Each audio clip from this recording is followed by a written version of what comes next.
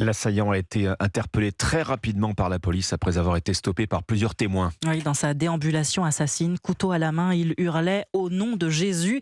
Mais qui est cet homme vêtu de noir, coiffé d'un foulard, qui poignarde des enfants avec une folle détermination? Alors ce que l'on sait, David Montagnier, c'est qu'il est syrien, âgé de 31 ans, et qu'avant d'arriver en France, il a longtemps vécu en Suède où il avait une famille. Oui, en effet, il s'installe en Suède il y a 10 ans, un pays qui lui accorde le statut de réfugié. Là-bas, il rencontre une femme, se marie. Ils ont une petite fille, mais ils divorcent l'année dernière. L'homme arrive alors en France où il fait une nouvelle demande d'asile le 28 novembre dernier.